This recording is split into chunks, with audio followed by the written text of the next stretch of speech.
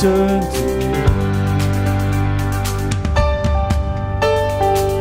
Hope is stirring, hearts are yearning for you. We long for you. 'Cause when we see you, we find strength to face the day. In your presence, all our fears are washed away. Washed away. Hosanna, Hosanna. You are the God who saves us, worthy of all our praises. Hosanna, Hosanna. Have your way among us. We welcome you here, Lord Jesus.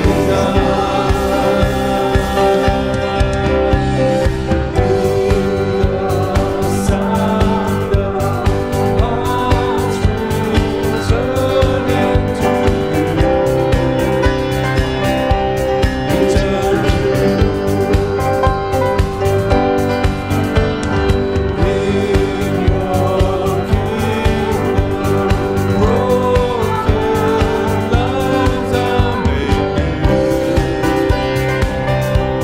You make us new. We see you, we find strength to face the day. In your presence, all our fears are washed away. Washed away. Hosanna, Hosanna. You are the God who saves us, worthy of all our praises. Hosanna, Hosanna. Have your way among us. We welcome you here, Lord Jesus.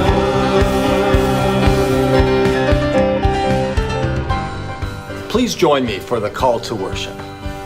Come, all who want to know God. Come, all who desire to see Jesus. Come, all who thirst for the Spirit. God is present among us this day. So let us remember God's goodness with joy and praise God's holy name. We will worship God with heart, mind, strength, and soul, and share God's steadfast love to us. Amen.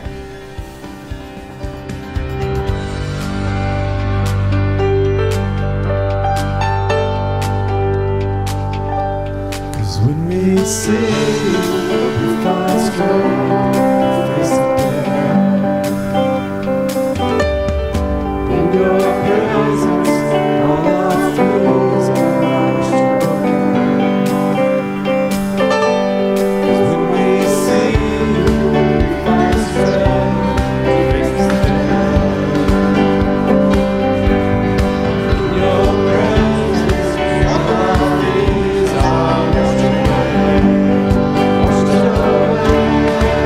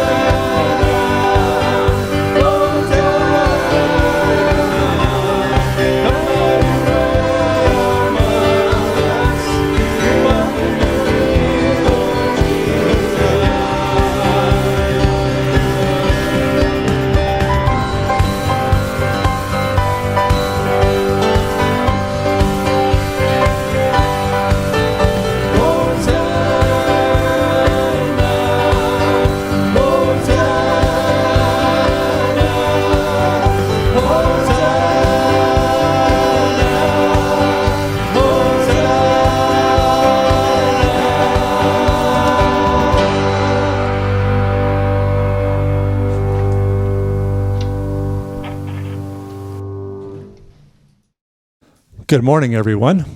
We're so glad you've joined us for our virtual service today, coming to you from St. Andrew's Church in beautiful Owen Sound. I'm Steve, and along with fellow music leader Matthew, senior leader Ed, and a volunteer team of creators and editors, we are pleased to bring you this service today as we continue to navigate the provincial lockdown and the suspension of in-person church services. Of course, as many of you have heard by now, we have seen some positive direction in that regards as the province moved to step 1 of the reopening on Friday, a few days ahead of when it had been planned for. Step 3 is when churches will be able to resume services in their buildings, and we look forward to getting through steps 1 and 2 and on to that welcome step 3.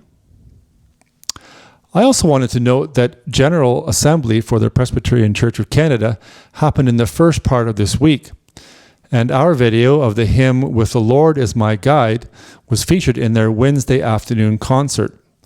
The Presbyterian Church received a large number of submissions of music videos from churches across the country, and although there were too many to include them all, it was exciting to witness how many churches have adapted to an online presence, as well as the many expressions of music from so many Canadian Presbyterian churches.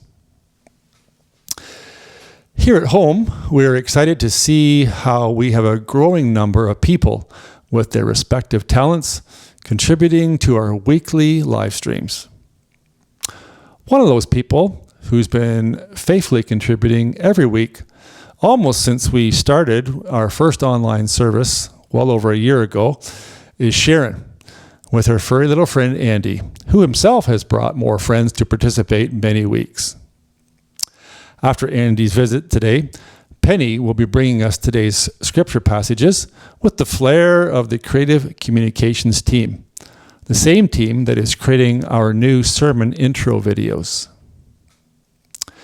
After the scripture, the choir will bring us a setting of the psalm passage that Ed will be speaking from today, which will lead right into his message. We'll be back after all of that with more music.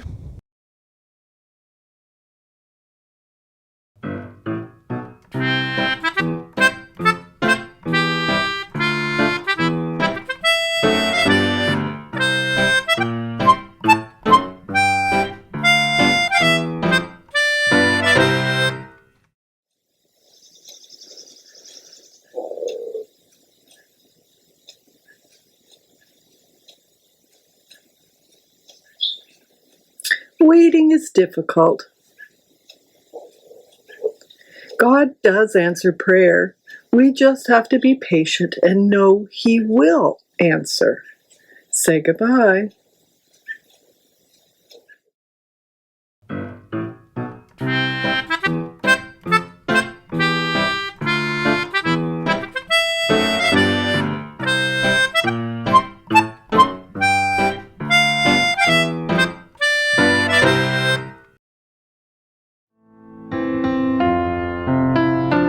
How long, O Lord, will you forget me forever? How long will you hide your face from me? How long must I bear pain in my soul and have sorrow in my heart all day long? How long shall my enemy be exalted over me? Consider and answer me, O Lord my God. Give light to my eyes, or I will sleep the sleep of death. And my enemy will say, I have prevailed. My foes will rejoice because I am shaken. But I trusted in your steadfast love. My heart shall rejoice in your salvation. I will sing to the Lord because he has dealt bountifully with me.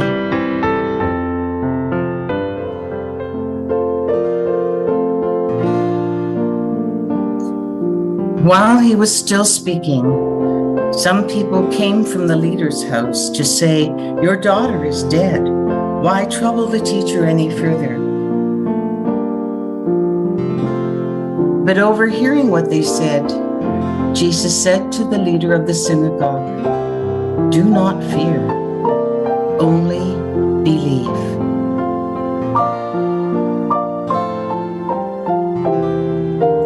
This is the word of our Lord. Thanks be to God.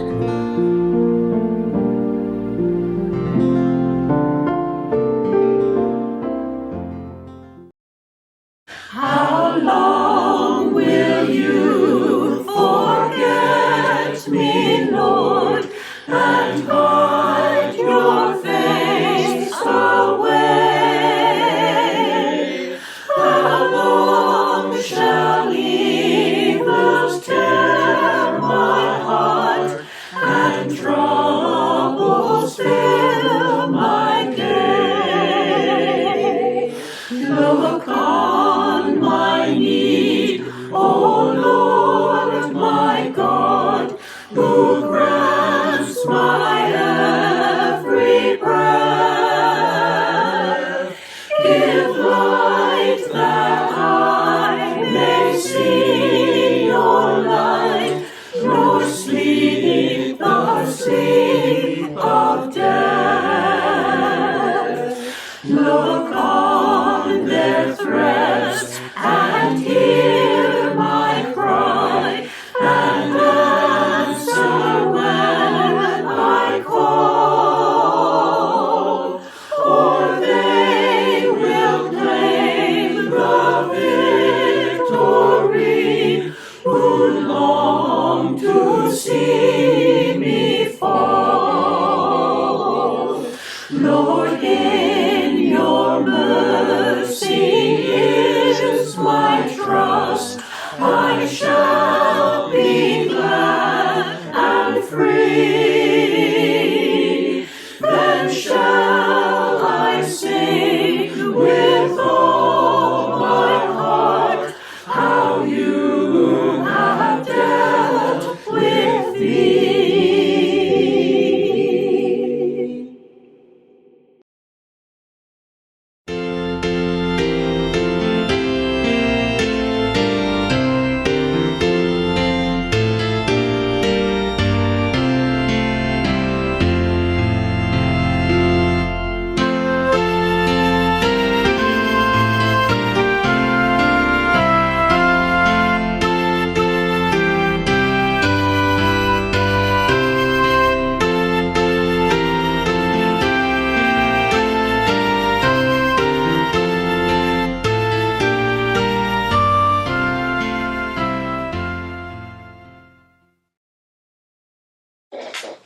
Welcome, everyone, to the second sermon in a four-part sermon series on the book of Psalms. The themes that we are covering are last week, orientation, this week, disorientation, next week, new orientation, and finally, we will focus in on Psalm 23, which will also be our anniversary Sunday. Shall we have a word of prayer? Dear God, may the words of my mouth, the meditation of our hearts together, be pleasing and acceptable to you, O Lord, our rock and our Redeemer. Amen. Dear congregation, when we approach the Psalms seriously, we want to look beyond notions about God's gentleness and protection to see other categories which are present. In the book by theologian Walter Brueggemann, called Spirituality of the Psalms, he offers a framework for understanding the Psalms more fully. As mentioned, the second message is about the second category, Psalms of disorientation.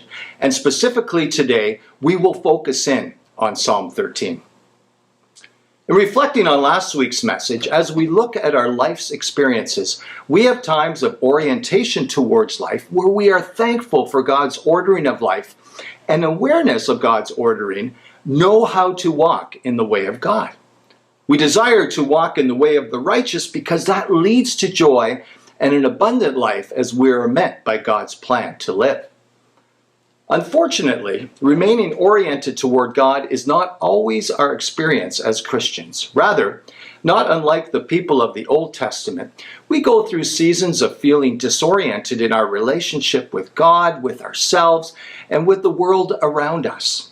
Psalm 13 is a psalm of disorientation where the author of Psalm 13, David, gives a lament of feeling like God is silent in the midst of his turmoil. A lament is a passionate expression of grief or sorrow.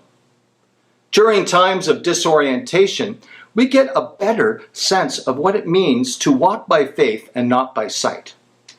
To believe when not feeling or experiencing the powerful presence of God actually gives the word, quote, faith more substance. It is in the time of disorientation that life just doesn't make sense. It might have been that things have fallen apart at work or at home or in a relationship. We're left like we are in a thick fog full of questions and doubts. I've spoken with some of you who have lost children, close family members and friends to sickness, to tragedy. And this is terribly disorienting to one's life. People will cry out and ask, "Why, Lord?" Questions of God are not unusual at times of loss. Disorientation and sadness can continue for some time. In terms of desolation and disorientation individuals and communities experience, this past week we became aware of a hate crime in London, Ontario. Police say that a driver deliberately targeted and killed members of a Muslim family in London. Our prayers go out to the young surviving family member, the relatives, the friends, the Muslim community, and the greater community of London. Prayers are also needed for the perpetrator and his family. The news of this tragedy spread nationwide and around the world. In a conversation this week with someone from our community, we were talking about the sadness of the opioid crisis in Owen Sound and how many people have overdosed during this time of COVID. The COVID-19 pandemic has worsened the overdose crisis in many communities due to an increased amount of toxic, illegal supply, an increased feeling of isolation, stress and anxiety, and limited availability or accessibility of services for people who use drugs. As people of God who want to share the heart of God with others and to give them hope, we lament deeply the loss of life and desire to help those who suffer from increased feeling of isolation, stress, and anxiety. Psalms of disorientation were expressed in community and privately sung in the Old Testament. These honest words of anger, hurt, depression, despair, and deep questioning of God is all through the Psalms. What has caused disorientation in your life? When did God stop making sense to you? When did your faith start to become dry? It is important to note that disorientation can happen in the valleys of life or on the mountaintops. Did tragedy strike your life and thus your faith went spiraling? Or did you succeed at something and begin to forget about God? Are you expressing yourself to God honestly in a heartful prayer? Are you tempted to smother your true feelings because you feel God is disinterested or annoyed by your questions and complaints? David, the author of Psalm 13, asks 5 hard questions to God. Here are 2 for starters. How long, Lord, will you forget me forever? How long will you hide your face from me? David starts with desperation. He really shows his heart's condition. He was deeply troubled. It is theorized that this sadness came from David's son Absalom conspiring against him. In any event, this psalm gives voice to feelings that arise from the trials a person could experience in life. Was David forgotten by the Lord? He felt forgotten, but David would not say he was forgotten. There's a difference between feeling you are forgotten and actually being forgotten. What we know in Scripture is that God would not forget his people. For example, we read in Isaiah 49, verse 15, quote, "Can a woman forget her nursing child, or show no compassion for a child of her womb? Even these may forget, yet I will not forget you." There is a slight chance a mother may forget their child, but God will never ever forget. In Psalm 13, verse 2, we read David's 3rd and 4th question. How long must I bear pain in my soul and have sorrow in my heart all day? When we look at the word soul, we are to keep in mind that the word soul rather, is the seat of our emotions and the deep voice of our inner emotions. In writing this psalm, David was aware how his own thoughts and feelings were controlling his emotions. He basically acknowledged that he was counseling himself with his own intellect. When our emotions are in charge, we have the tendency to look at the worst case scenario and perpetuate sorrow in our heart. David was feeling that God was far away and feeling like he was bearing the burden alone. But we are told not to rely on our intellect. This teaching comes from a well-known piece of scripture from Proverbs 3, verse 5 and 6, quote, "Trust in the Lord with all your heart, and do not rely on your own insight. In all your ways acknowledge him, and he will make straight your path." We can say, easier said than done. But for some of us, we have a deep trust in the Lord, but also suffer with depression caused by loss, trauma, fear, and sometimes for reasons we may not be clearly aware of. You are not alone. Reach out for help from others, but above all, be assured that you are loved by Jesus and you can rest in him. The last question by David on the last line of Psalm 13 states this, quote, "How long shall my enemy be exalted over me?" David is basically asking God, when will this situation change?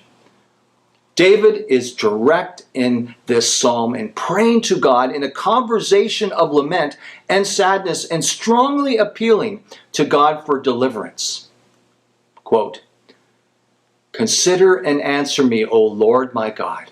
Give light to my eyes, or I will sleep the sleep of death, and my enemy will say, I have prevailed. My foes will rejoice because I am shaken." David is expressing the seriousness of the matter. He is saying, in effect, Lord, if you do not help me, I'm not going to make it. He does not want his enemies to prevail, as we read in verse 4, because David did not want God's goodness to be put into question.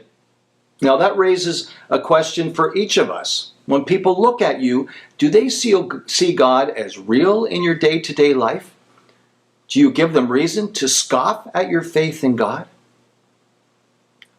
And then there's an abrupt shift in the direction of the psalm. David then states, quote, "But I trust in your steadfast love. My heart shall or will rejoice in your salvation." And salvation means deliverance. "I will sing to the Lord because he has dealt bountiful or generously with me." Connected to this is Philippians 4, verse 4, where we read, quote, "Rejoice in the Lord always." We know a song that goes with that. This may sound a little simplistic, but I believe this is in line with what David is saying here in Psalm 13, verse 6, when he says, "I will sing to the Lord because he has done bountiful, generously with me." When you look at what David said at the beginning of the psalm, which was a few short verses ago, where he was saying, "How long, Lord, will you forget me forever?"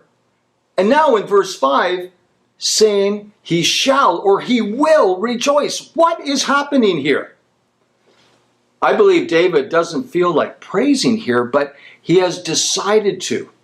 A conscious decision that he will rejoice because of what God has already done in his life in providing for him so generously, bountifully. With the trust of what God has done, David is confident of God's deliverance.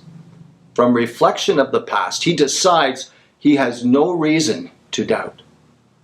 I know when I reflect on my life and see how God has guided me through my life, then I can relate to what David is saying here.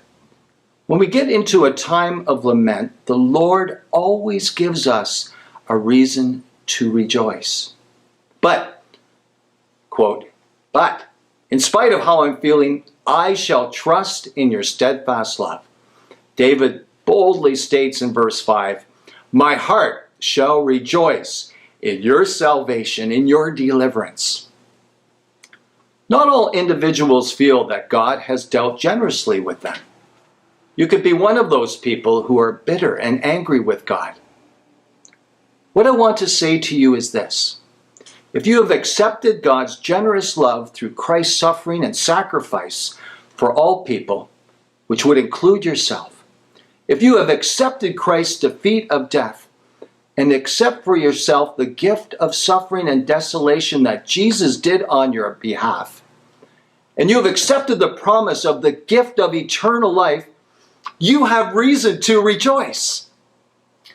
In spite of what happened to you, and without diminishing the gravity of your hurt, the Lord has been very generous. You can be free to sing to the Lord. It would be different if all our prayers were answered with abundance, with no problems, everyone is doing fine, and then with that, quote, wind at your back, you will sing to the Lord. We can relate to that. For someone to sing and rejoice, coming from David's perspective of lament, it catches us off guard. We praise God because He is good. He has dealt bountiful, generously with us.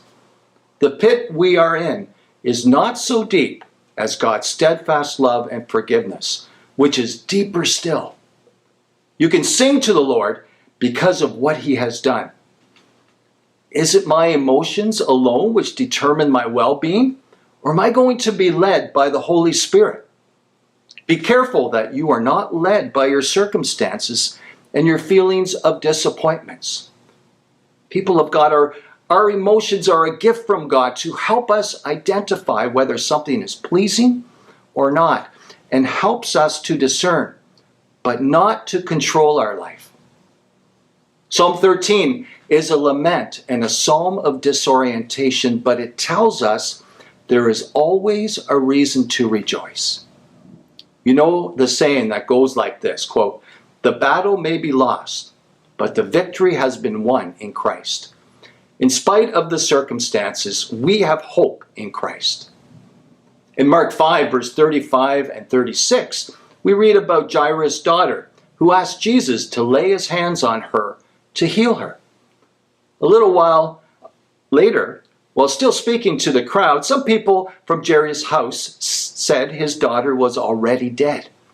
They said there was no need to trouble the teacher anymore.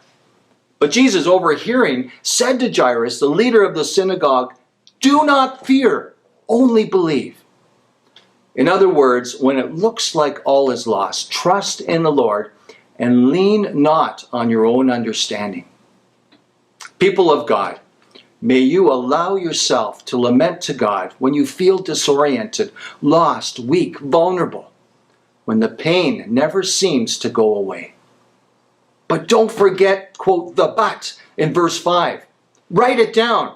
Put it on your bathroom mirror, in your car. You can have disorientation from a faith that is dry because you were leaning on, trusting in your own understanding instead of the Lord. Then remember the bounty, the generosity of the Lord in your past, and say together with David the psalmist, quote, "But I trusted in your steadfast love. My heart shall rejoice in your salvation. I will sing to the Lord because He has dealt bountiful with me." The well-known preacher from the 18th century, Charles Spurgeon, said this, quote, "God is too good to be unkind, and He is too wise to be mistaken. And when we cannot trace His hand, we must trust His heart." But I trust in your steadfast love. Please say it again, people of God. But I trust in your steadfast love. My heart shall rejoice in your salvation. I will sing to the Lord because He has dealt generously, bountiful with me. Remember, in spite of how you feel in your soul, you have a reason to sing to the Lord. In the name of the Father, and of the Son, and of the Holy Spirit. Amen. Shall we pray? Dear Lord, at times, and maybe even right now, you seem far away. Prompt your Holy Spirit to help us remember how you have been so generous to us. Thank you that we have reason to rejoice in spite of the disorientation in the world and in our lives. Thank you for the power of that joy to be healers in your name, Lord. Amen.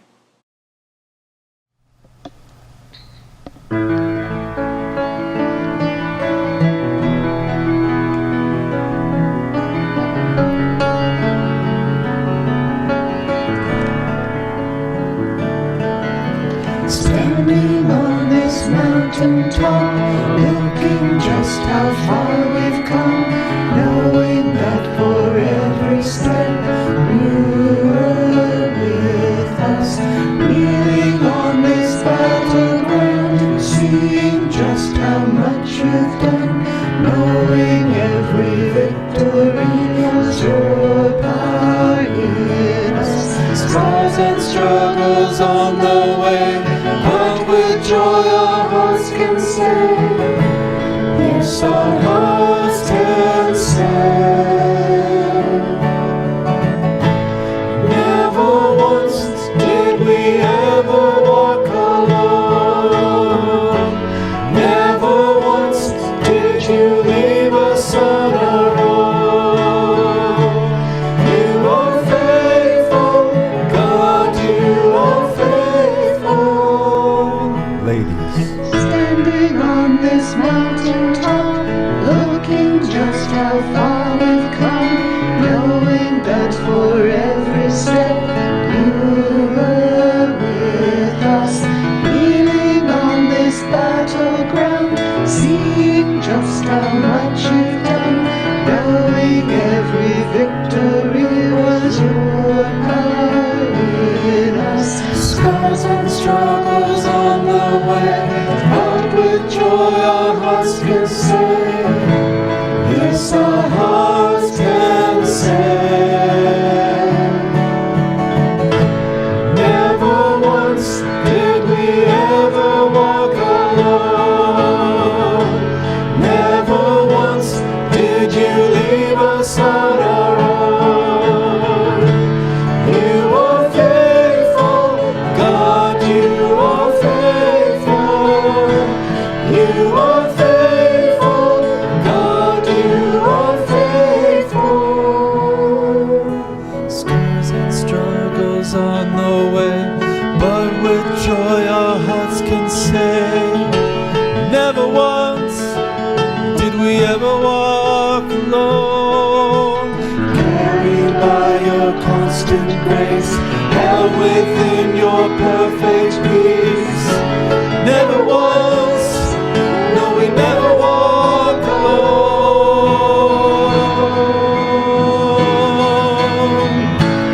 Never once did we ever walk alone. Never once did you leave us on our own. You are faithful, God, you are faithful. Every step we are breathing in your grace. Evermore we'll be breathing out your praise. You are faithful, God, you are faithful. You are faithful, God, you are faithful. You are faithful, God, you are faithful.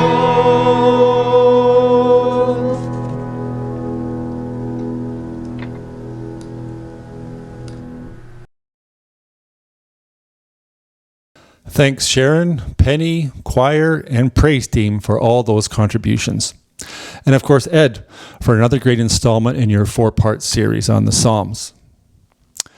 The choir is going to close our service with the well-known Savior Like a Shepherd Lead Us, a fitting way to end our service today.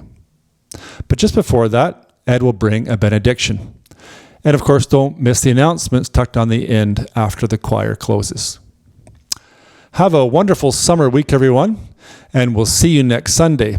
Same time, same virtual place. Lift up your hearts to God, receive his blessing, and go in peace. May the grace of our Lord Jesus Christ, the love of God the Father, the fellowship, the communion, the guidance of the Holy Spirit be and abide with you always, this day tomorrow, the day after that, and forevermore. Amen. Savior, like a shepherd, lead us. Much we need your tender care. In your pleasant pastures feed us. For our use your folds prepare. Blessed Jesus,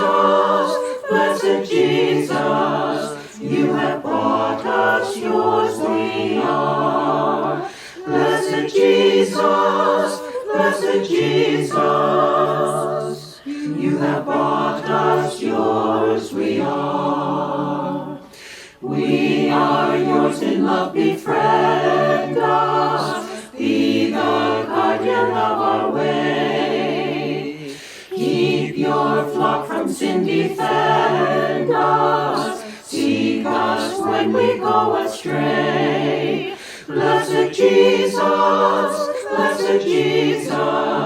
hear your children when we pray. Blessed Jesus, hear your children when we pray. Let us always seek your favor, let us always do your will. Jesus Christ, our only Savior, with yourself our spirits fill. Blessed Jesus, you have loved us, love us still. Blessed Jesus, you have loved us, love us still.